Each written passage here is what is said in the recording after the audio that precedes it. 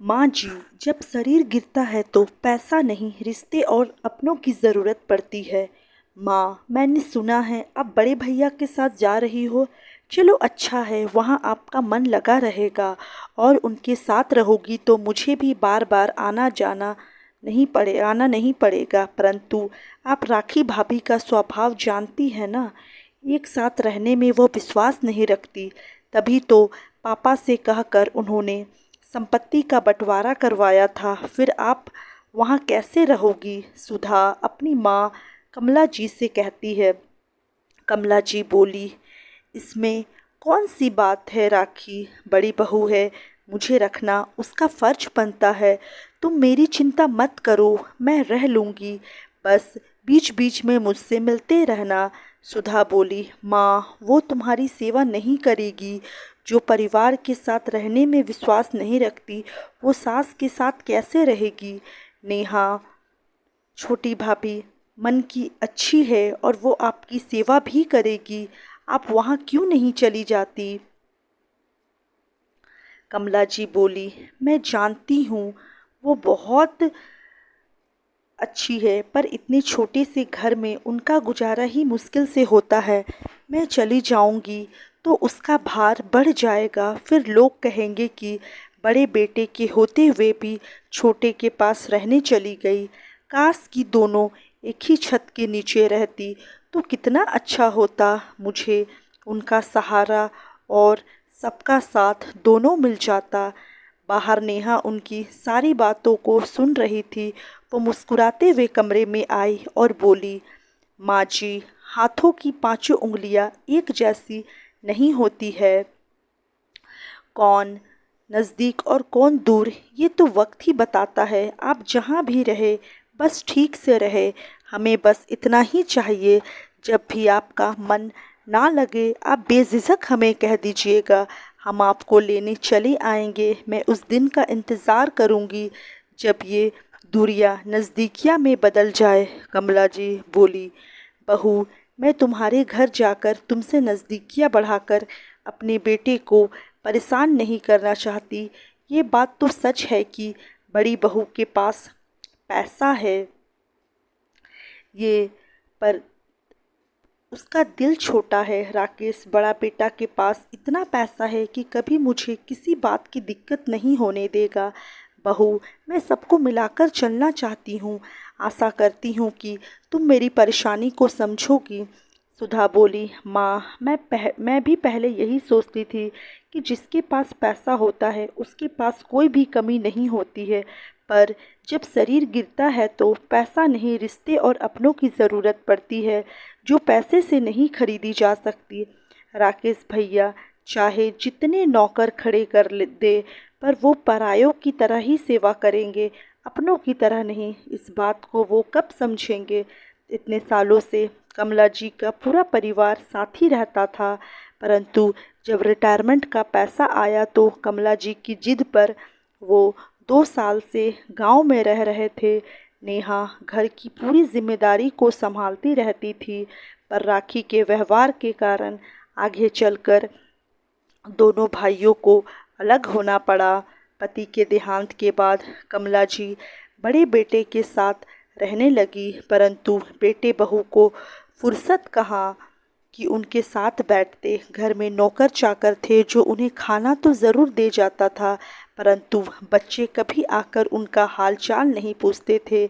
एक रोज़ राखी नौकरों पर घर छोड़कर किटी पार्टी में जा रही थी तो कमला जी बोली, बहू, मेरी बात का बुरा मत मानना। तुम्हें देवरानी के साथ रहना पसंद नहीं, पर घर में इतने नौकर चाकर के साथ रह लेती हो, इनसे कोई दिक्कत नहीं होती। कल को कुछ ऊंच नीच ना हो जाए। राखी बोली, मम्मी जी, मेरे घर के नौकर चाकर भी हाई क्वालिटी के हैं, वो ओछी हरकत नहीं करते हैं। जहाँ तक साथ रहने की बात है, मुझे किसी की दखल अंदाजी से घुटन होती है। जब वो बेटे इस विषय में बात करते हैं तो बेटा बोलता है, माँ, जब से आई हो वही साथ रहने के रट लगाई हो और तभी से ये सब परेशानियां शुरू हुई है। नौकरों के साथ रहने से आज तक कभी घर से कोई सामान गायब नहीं हुआ है। फिर आप ऐसी बातें क्यों कर रही हो? माँ बोली, घर में रहता कौन है? बस तेरे नौकर। क्या वो क्या वो तुमसे बहू की शिकायत करेंगे? बेटा बोला, माँ आजकल के नौकर भी बहुत कमाते हैं, उन्हें किसी बात की कमी नहीं होती। तो खुद भी चैन से रहो और हमें भी चैन से रहने दो। इतना बोलकर बेटा चला गया। उस रोज़ उन्हें पता चला कि पैसे और रिश्ते में चुनाव सोच समझकर करना चाहिए। वह बेटी को फ़ोन पर सारी बातें बताती थी। बेटी बोली, माँ आपने अपनी तरफ से पूरी कोशिश की कि पूरे परिवार को एक दूसरे का सहारा बनाए। अब वो एक साथ नहीं रहना चाहते तो आप क्या कर सकती है? सुधा ने नेहा को ये सारी बातें बताई। नेहा बोली, अब मैं दूसरों के घर के मामलों में क्या कह सकती हूँ जब माजी ने ही ये चुनाव किया है। नेहा ने मनोहर को सारी बातें बताई। एक रोज़ मनोहर माँ से मिलने के लिए 2 दिन की छुट्टी लेकर बड़े भाई के घर गया। माँ बेटे को देखकर छोटे बच्चों की तरह फफक कर रोने लगी। राकेश बोला, इतनी सुविधा होने के बाद भी अगर माँ तुम्हारे सामने इस तरह से रो रही है तब तो तुम अपने साथ ही रह लो तो अच्छा है। जब वो वहाँ से जाने की तैयारी कर रही थी तो राखी बोली, माँ जी मैंने तो अपनी तरफ से कोई कमी नहीं छोड़ी, पर लगता है आपको घोंसले में रहने की आदत हो गई है। वो बोली, बहू मुझे समझ में आ गया है कि जीवन में पैसों के सहारों से ज़्यादा अपनों का साथ चाहिए होता है। तुमने देखा होगा एक माँ छोटे से घोंसले में अपने इतने सारे बच्चों को रख लेती है, परंतु वही बच्चे सब कुछ होने के बाद भी अपनी एक माँ के लिए वक्त नहीं निकाल पाते हैं। कमला जी नेहा के पास रहने लगी। नेहा के घर में पैसे और सुविधा की कमी ज़रूर थी, परंतु अपनापन इतना था कि सब मिलजुल कर रहते थे, उस कमी का एहसास नहीं होता था। कमला जी नेहा के घर में जब भी पूजा करने बैठती तो ईश्वर से प्रार्थना करती, अगर उन्होंने कुछ अच्छे कर्म किए हैं तो उसका फल उसके छोटे बेटे और बहू को मिले। नेहा का स्वभाव इतना अच्छा था कि कभी कमला जी को उस घर में किसी चीज़ की कमी नहीं हुई। मनोहर का कपड़े का छोटा सा व्यापार था, गुजर बरस करने लायक व्यापार चलता रहता, पर उसे कभी ना तो अपने माता पिता ना ही ईश्वर से शिकायत की। जितना था उससे उसका परिवार हमेशा खुश रहना जानता था। एक रोज़ बेटा दुकान से भागा भागा आया। कमला जी उसे देखते आते देखी तो घबरा गई। कमला जी नेहा को आवाज़ लगाई, बहू जल्दी बाहर आओ, देखो मनोहर कैसे भागते हुए आ रहा है। क्या बात हो गई होगी? नेहा आंगन में आई। मनोहर आया और अपनी माँ के पैर छूकर बोला, माँ आपके शुभ कदम पहले मेरे घर में क्यों नहीं पड़े? सच कहते हैं लोग, माता पिता के पैरों में स्वर्ग होता है। आपने तो इस घर की काया ही बदल दी। मनोहर को हंसता देखकर मुस्कुराता देख नेहा बोली, आखिर बात क्या है? आप इतने खुश क्यों हैं? मनोहर नेहा को बोला, नेहा तुम्हारी तपस्या आज रंग लाई। तुम कहती थी ना संतोष से ही सुख होता है, देखो सुख आज तुम्हारे दरवाजे पर चलकर आया है। माँ आपको पता है मुझे इतना बड़ा कॉन्ट्रैक्ट मिला है कि हम पूरी ज़िंदगी बैठकर खाएं तब भी कम नहीं पड़ेगा। अब आपको इस घर में भी किसी चीज़ की कमी नहीं होने दूंगा।